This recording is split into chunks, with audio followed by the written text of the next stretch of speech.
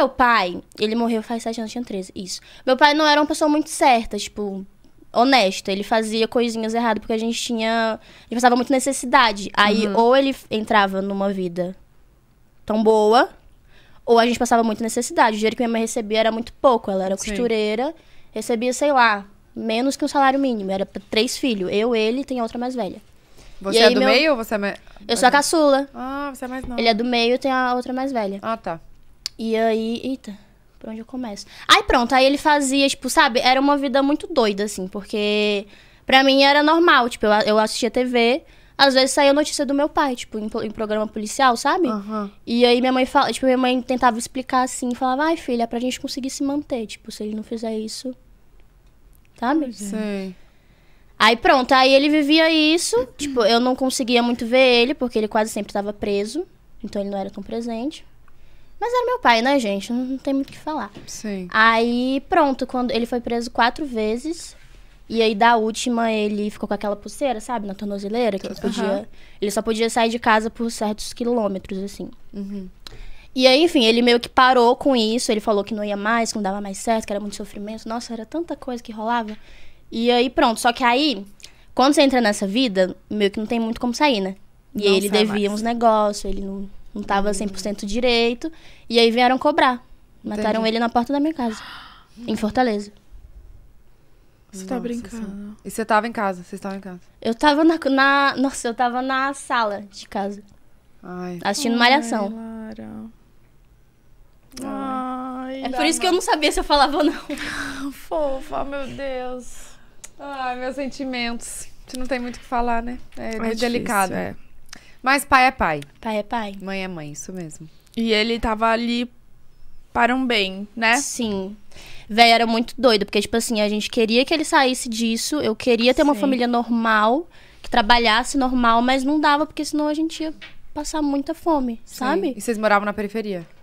É, mais ou menos, né, Lincoln? Era na periferia, no Genibaú. Eu até contei essa história meio mal contada, assim, essa história. Eu nunca contei isso em lugar nenhum, do meu pai. Caraca. E aí eu contei só sobre a minha cidade numa entrevista que eu dei pra TV. E aí eu contei, porque eu tava com medo de contar sobre meu pai. E aí eu falei, que eu fiquei com trauma de tiro, porque ele morreu com 4 tiros na cabeça. Nossa. E aí eu contei que eu saía de casa. Isso durante uns 5 meses, assim. Eu tinha 13 anos. Aí eu fiquei meio doidinha na minha cabeça, eu toda a minha família, durante uns meses. E aí com 14 eu já consegui seguir minha vida, comecei a gravar meus vídeos e sair normal. Só que durante esse período, eu ficava com muito medo de sair de casa. Eu tinha medo de... Tipo assim, eu morava na favela e do nada a gente escutava tiro, sabe? Tinha fogos, às vezes, que era pra comemorar que alguém tinha morrido. Era muito pesado, assim. E aí eu contei isso numa entrevista. Falei que eu tinha medo de tiro. Sim. Aí a galera associou com a minha época que eu comecei a sair já, que eu já tinha, né? Tava de boa, com os meus 14, 15 anos. Aí eles falam que eu nego minhas origens, que eu tinha medo de sair na rua, mas eu vivia nos lugares. Só que isso foi bem depois. E o meu trauma de tiro é por causa do meu pai. E eu não tinha contado isso na entrevista, porque eu tava com medo, sei lá, o que o povo ia pensar. Mas hoje em dia eu já tô tão assim que eu nem ligo. Mas, sabe? Mas você não tem culpa do seu pai. É, então. Ele é seu pai. Era o meu pai, tipo, era o meu pai. Não, e acho que, às vezes, na sua cabeça, naquele momento, né, naquela idade, você poderia pensar que poderiam cobrar a família também. E aconteceu. Sério? Então, a história que eu parei de estudar foi por isso. Quando ele morreu, aí... Tipo assim, a cena foi assim, ele tava sentado em frente à minha casa, porque ele não podia sair, tava com a tornozeleira. Meu irmão tava trabalhando, porque ele tava na escola. Quê? Do lado dele, não, mas tu tinha acabado de chegar, deixa eu contar. Aí você chegou do trabalho de bicicletinha, foi só o tempo do meu irmão entrar na garagem, era tipo assim, a entrada da minha casa, a garagem, a sala. Eu tava aqui na sala, dava pra ver meu pai, assim, sabe, sentado. E eu tava sentadinha com a minha irmã, com a minha mãe assistindo Malhação específica. Aí meu irmão só entrou, colocou a bicicleta pra dentro, tirou o boné e ia sentar com ele, porque toda vez que ele chegava do trabalho, ele sentava com ele lá na porta da casa. Aí antes dele pisar, assim, sabe, pra fora da porta, aí mataram ele. Então você viu tudo? Sim, todo mundo viu. Tipo, tava esperando também. Tava tudo aberto, assim, escancarado, que a gente sempre deixava, né? E aí, tipo, eu só vi uns tiros. Aí, pra mim, já era normal escutar, né? Porque eu sempre tinha. Quando eu olhei, era meu pai. Falei, bacana. Aí a minha mãe falou pra gente só ir pro quintal.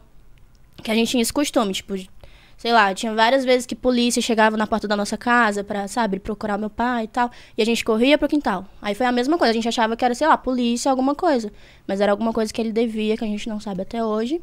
E aí esse cara, ele não tá mais vivo hoje, né? Não tá. Porque ele foi um pesadelo. Depois disso, ele viu que meu irmão tava lá com meu pai.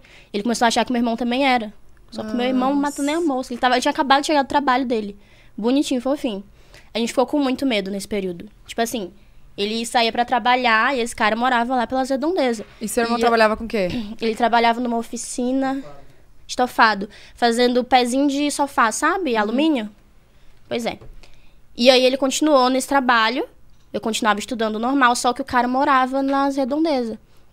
E aí, às vezes, ele, sei lá, seguia meu irmão no trabalho. Meu Deus. Juro por Deus, nossa, a gente passava muito nervoso. Teve uma época que foi tão pesado que aí eu parei de estudar, porque minha mãe falou, não dá mais, eu não tenho mais pais. Ela não conseguia ficar, sabe? Ela não conseguia nem trabalhar, porque ficava preocupada com esse menino e com todos os filhos, né? Lógico. E aí a gente falou que ela decidiu que a gente ia pra Sobral, morar em Sobral, é o interiorzinho do Ceará. É interior do Ceará? É. Tenho medo de errar. Aí a gente foi pra Sobral, porque uma parte da minha família mora lá. Aí a gente ficou eu fiquei na casa da minha prima. Aí ficou eu e ele. Minha mãe não podia porque ela tinha que trabalhar. E aí eu parei de estudar, tipo, eu não, sabe? Ela não conseguia me matricular porque tinha que fazer muito papel, era muita coisa. Ela tinha que cuidar da outra filha que era mais velha, que já tava começando a trabalhar também. E aí foi toda uma baldeação que eu não consegui terminar. E aí ficou vocês dois no interior e ela e a sua irmã no... Isso. Lá em Fortaleza. Lá em Fortaleza, na nossa casa. Porque aí elas tinham que viver a vida lá, né? Sim. E aí eu e meu irmão, quando a gente eu era mais novinha e ele era o do meio, a gente só ficava lá, tipo, eu ficava lavando os pratos da minha prima, ajudava ela em casa, ela tinha uma filhinha, eu ajudava a cuidar. E você tinha quantos anos nisso? 13, eu ia fazer 14. Faltava um pouquinho pra essa virada, sabe? Pra eu voltar pra Fortaleza. Aí eu lembro que a gente saiu dessa casa, que eu não consigo mais ver essa casa, nem foto. Ainda existe a casa? Existe, tá alugada, mas eu não vou lá nem a pau. É de vocês a casa, então? É, era nossa.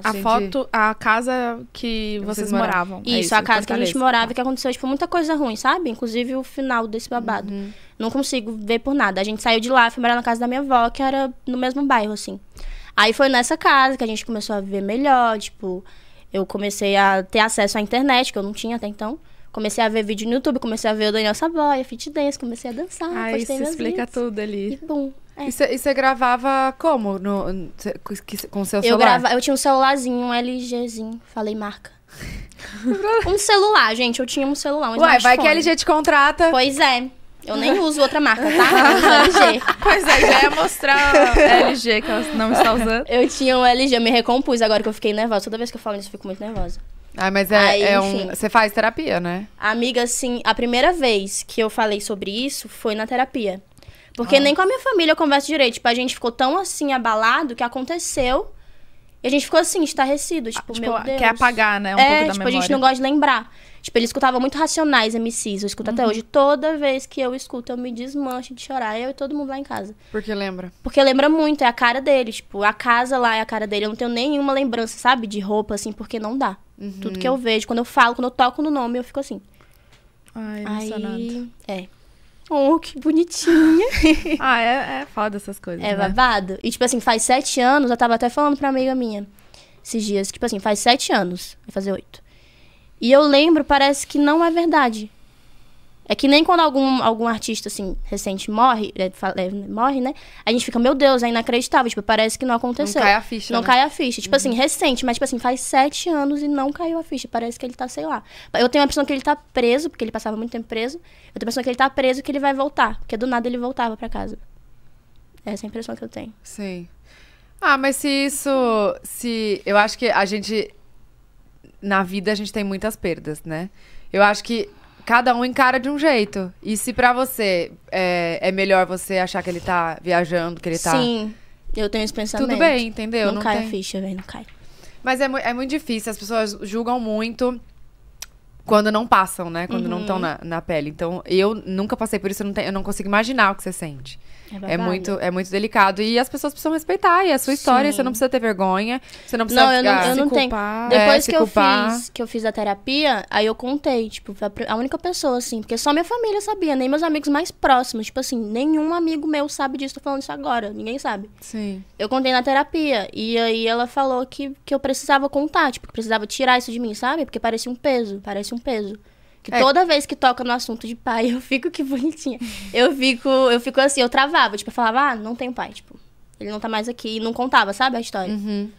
Agora eu contei. Mas agora você colocou pra fora. Sim. Tirou esse peso e não Vou até precisa... tirar esse blazer. Tira. E é isso que a gente fala, não precisa se sentir culpada, é seu pai, gente. É É meu seu pai. pai. Então, uma coisa que eu aprendi na terapia foi na terapia, acho que foi. Que nem tudo que o nosso pai e nossa mãe nos ensinou é o certo. Mas eles só Exatamente. ensinaram o que eles aprenderam. E a gente sabia, tipo assim, eu era criancinha e eu sabia que aquilo não era certo. Meu irmão também, tipo, eu lembro que a galera da nossa rua, todo mundo se conhecia, né? A galera ficava, filho de peixinho, pode esperar crescer aí, vai ser igual. A gente cresceu, tá aqui.